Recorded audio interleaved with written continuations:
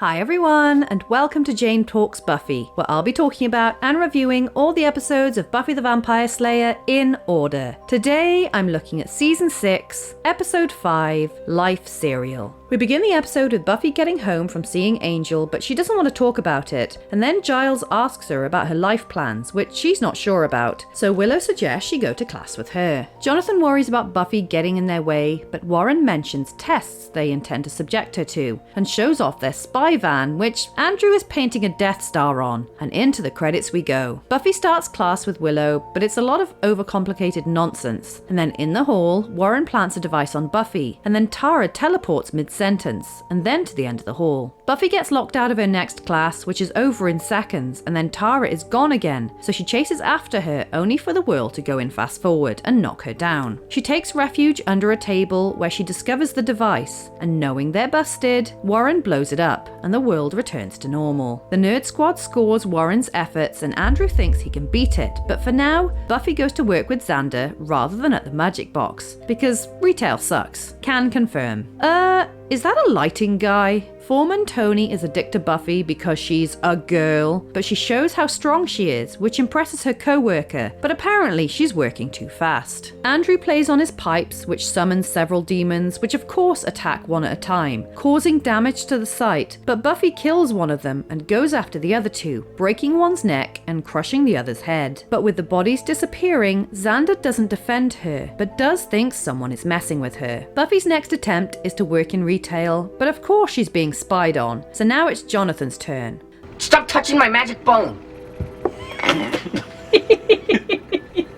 And he manages to set fire to the van, but the next test begins. Buffy gets a pep talk from Giles and gives candle advice before serving this lady who wants a mummy hand. So she goes to the basement to get it, but it's a grabby little thing that she has to stab, but the lady wants it alive, and round we go again. Giles pep talks, then she helps the candle guy and talks to the lady who wants the hand, which of course is playing up, but now it's missing its fingers, and round we go again. Giles pep talk, candle, mummy hand, which tries to strangle the lady, round we go again. Ignore Giles, ignore candle, ignore lady, and round we go again. After the mummy hand grabs her tongs, Buffy rips the bell down, but nope, candle, dead mummy hand, broken glasses, let's threaten the lady, candle to the stomach, let's have a cry, and round for the final time, where Buffy offers to order one for the customer, and that breaks the spell. But she forgot to charge for delivery, Anya docks her pay, and Buffy quits. Buffy does shots with Spike and tells him what's going on, so he offers to help by taking her to ask around the demon world. And he sits down to play cards with Clem, who will become a small but fun recurring character, and they bet kittens. I bet they were a nightmare to shoot with. Buffy's had enough and rants off at Spike before walking off, while the Dork Squad argue in the van, which Buffy notices and approaches, but out pops something, which she kicks so it runs away, and of course it's just Jonathan. Buffy staggers home to tell Giles what happened, and he gives her a pep talk and a check, which she's extremely grateful for.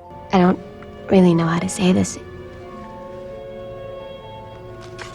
but it's a little like having Mom back. She says she feels safe knowing Giles is always going to be there, but by the looks of things, that's not his plan. I like this episode because it's got some important real life stuff mixed with a big dollop of camp fun nonsense. Obviously Buffy is still trying to recover her life after being, well, dead, and it's really sad that outside of the people who know she's the Slayer, the world looks at her as not having a job or making an effort. Poor girl. I'm really proud of her for trying, but honestly, I think she would have struggled anyway, even without the trio messing with her, because she's never been able to have a normal life at the best of times. I know Warren is a techno whiz, but how did he invent something to slow down time? If he wanted to get rich, he should sell that bit of tech. And yes, I know he calls the doodad an inhibitor, so maybe it's hampering Buffy's ability to process things around her, but that doesn't explain how Tara doesn't react at all to Buffy essentially teleporting from her perspective, or her going so slow that the rest of the world should have wondered what was with the very lifelike statue standing around campus. And on top of that, the device was so tiny, how did all the techno nonsense fit in there? Glad Warren went first. His section was the worst. Andrew's attempt was fine, if a little heavy-handed. Summon 3 demons to attack Buffy? That isn't really a test, more like a normal Buffy day. But I feel like Xander would have defended her based on his established character. I mean, he says he believes her, just not in front of his co-workers, which is a little mean, especially knowing how much Buffy needed the job and the money. Now, Jonathan's section was my favourite, and honestly, I could have watched a whole episode of it, maybe because I'm a fan of time loop stuff, or because I spent 16 years in retail. Hooray for escaping that nightmare! But it was a lot of fun to watch. I wanted more loops, especially of Buffy versus the Mummy Hand, and I liked how the section ended with Anya being damn brutal, although Giles would have disagreed with her and defended Buffy, not agreed to let Anya dock her pay for the sake of a punchline. But speaking of Giles, he's always emotionally and physically supported Buffy, but he also financially supports her here, and while money doesn't solve all problems, he's done more to actually understand and support Buffy since she's been back than all the others combined. But here's the thing, and the look Giles gives at the end says it all. Buffy has outgrown the need for a watcher in the conventional self. What she needs and wants Giles for is to be a parental figure, especially with Dawn to look after. But Giles knows she has to stand on her own 2 feet, which is why he will leave again later in the season. I am so tempted to add the Mummy Hand's death to the count so Imparta can have some company, but no, we have 3 demon deaths, all killed by Buffy. 1 via beheading, 1 via neck break, and let's throw in a head crush for good measure, which brings our running total to 3 vampires and 11 demons. So there you have it. That was Life Serial. Let me know your thoughts in the comments below, or come say hi on social media. If you enjoyed this video, then please hit that like button, it really does mean a lot, or consider subscribing if you want to be sired by my channel. Alternatively, feel free to check out my other YouTube channels. Thank you so much for watching, I'll speak to you soon, and don't let the vampires bite.